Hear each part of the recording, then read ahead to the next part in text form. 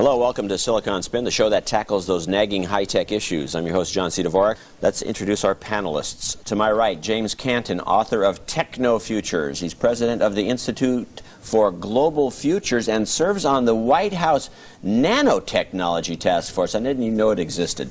Anthony LaPine's on my left, president of Datalink.net, which enables wireless devices to receive information off the web, like stock quotes and email. He's also worked at IBM and Memorex. Royal Farros over there, CEO of iPrint, an online print shop. Royal also co-founded TeamMaker, a software company named to Inc. magazine's list of America's fast-growing privately held companies. How would they know? Janet Ray Dupree's over there, finally, on the far left, and she is our SAC specialist today. She's the emerging technologies writer for Business Week. She also worked for the San Jose Mercury News, the Los Angeles Times, and all kinds of places. She's a frequent spin guest. Welcome, everybody. You don't even need a long memory to recall when this was all orchards. Then came the day of the Silicon Valley garage entrepreneurs.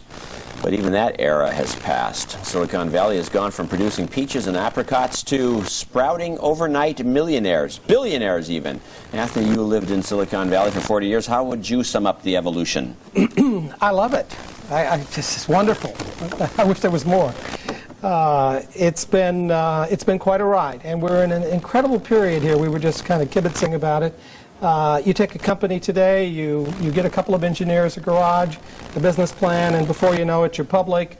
You're worth $2 billion. Take Boston Chicken. I think Boston Market, rather. Boston Market. Yeah, Boston Chicken, Boston Market, Boston Chips, Boston Semiconductor. In '96, it had a market cap of $3.2 billion.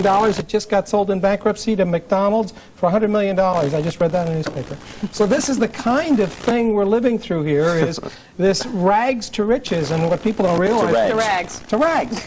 Rags to riches. Well, that's the bad part. I mean, there's also a lot of wealth creation going on. Don't forget, that's the other part of this, too. I don't disagree with that. I mean, there is a cautionary piece, but I was around the 70s, as you were, and the 80s. We watched the whole high-tech thing happening. It's happening again.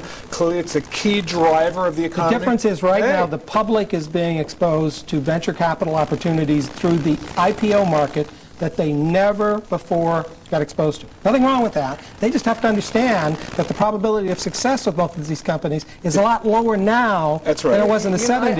I don't know necessarily about that. If you take the right people and you throw enough money behind an idea, it becomes a self-fulfilling prophecy. I mean, what we used to do in the 80s, you used to be able to bootstrap a company along, take a couple years, put some revenues and profits under your belt, and what we're being required to today is make a company 10 years maturity, 10 years of customers, 10 years of branding, 10 years of infrastructure, 10 years of management, and create it in a year. The only way you can do that is take a big hunk of money, even if it comes through the public venture capital money, and throw it at a problem. And when you do, and if it's a good problem, and you create compelling solutions, then you create real value. It's people, and absolutely. If you think you can throw money and win without people, you're wrong. Oh, no, people are an important part of the There are a limited number of good people around, and even more limited. We were just joking at the break that let's go ahead and write down an idea, and we'll all five put our names down on it, and we'll get every venture person in the world. As a matter of fact, we will. My only disappointment is that people. Silicon Valley, especially Santa Clara Valley, should really be dedicated to cherries and vineyard growing.